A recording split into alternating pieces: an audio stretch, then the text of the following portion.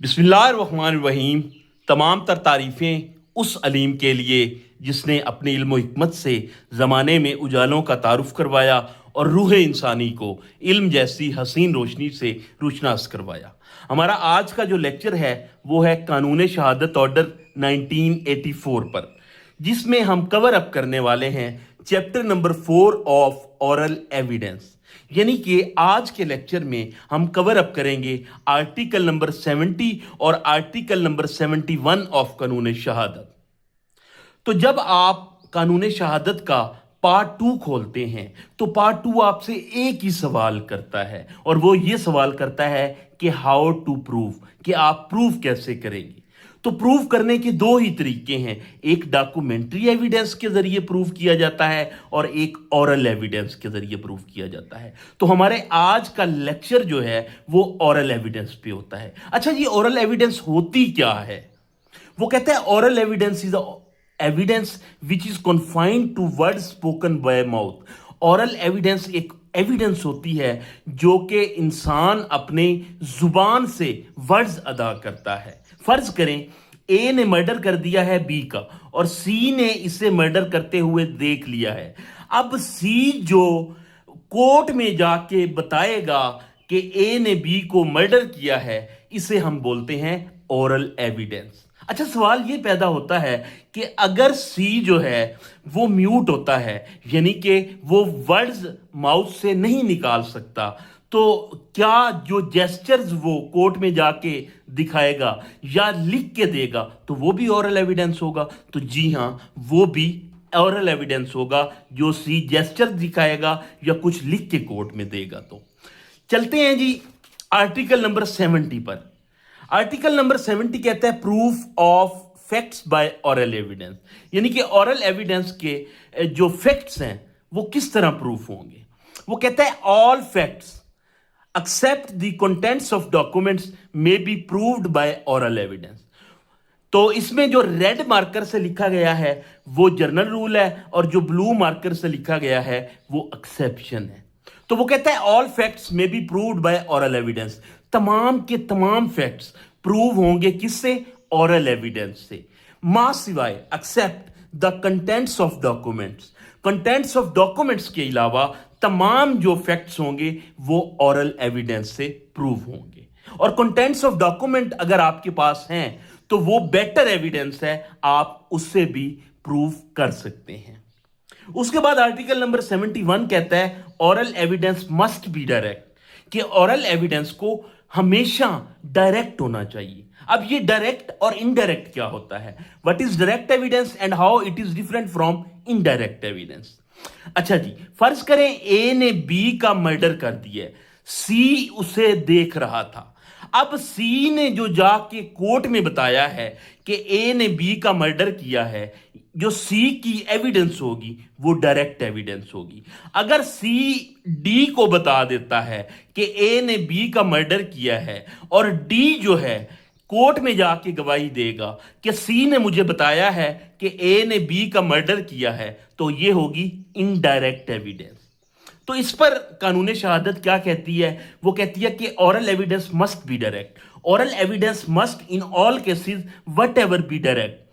वो कहता है कि अगर आपने सीन किया है तो आप कोर्ट में खुद जाके बताएं कि मैंने सीन किया है, विटनेस खुद बताए कि मैंने डायरेक्ट सीन किया है।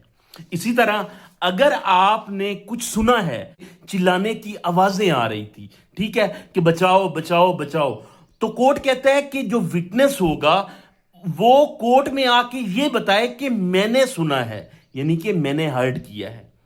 और अगर आपने कुछ परसीव किया है, ठीक है जी, परसीव किया है बाय एनी अदर सेंसेस, यानी कि मुंह और कानों के अलावा या देखने के अलावा अगर आपने कुछ परसीव किया है, तो कोर्ट कहता है कि आपने जो परसीव किया है अपनी सेंसेस से वो आप कोर्ट में आके खुद बताएं, ना कि कोई दूसरा बंदा जो है वो आके बताए कि मैंने परसीव किया है। उसके बाद वो कहता है कि if it is refers to an opinion और टू द ग्राउंड्स, अगर आपका कोई ओपिनियन है किसी ग्राउंड पर, तो कोर्ट कहता है कि डायरेक्ट आप कोर्ट में आके बताएं कि आपका अपना ओपिनियन है किसी और का ओपिनियन आप कभी भी कॉपी पेस्ट नहीं कर सकते।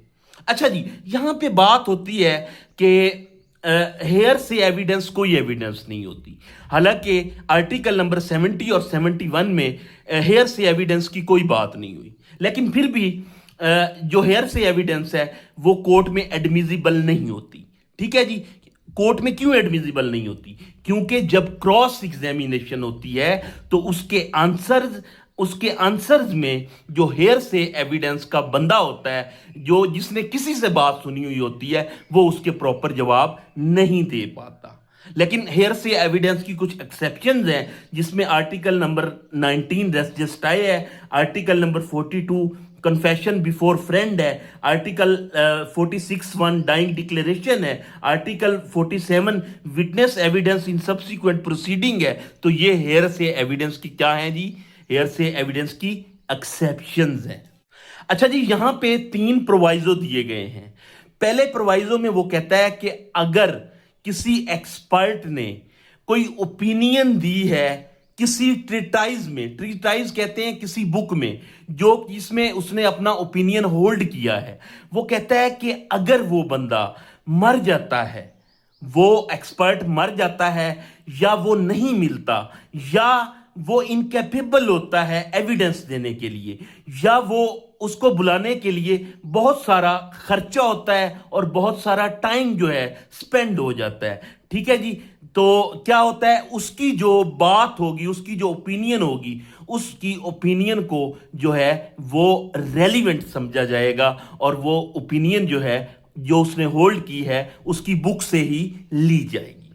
दूसरे प्रोवाइजो में वो कहता है कि अगर कोई वो कहता है provided further that if oral evidence refers to the existence or condition of any material thing, वो कहता है कि अगर ऑरल एविडेंस किसी एग्जिस्ट करती है किसी मटेरियल थिंग की कंडीशन से, other than a document, document के बगैर, द कोर्ट में इफ इट थिंक्स फिट, अगर कोर्ट मुनासिब समझेगा, require the production of such material thing, तो कोर्ट क्या कहेगा कि वो मटेरियल थिंग आप मेरे पास इंस्पेक्शन के लिए ले आए और मैं उसको आपकी एविडेंस में शामिल कर लूंगा। फर्ज करें कोई सीनरी है तो टूटी हुई है, ठीक है, आप उसे जो है मटेरियल थिंग है वो, ठीक है, तो कोर्ट कहती है आप ले आए, मैं उसको इंस्पेक्ट कर दूंगा।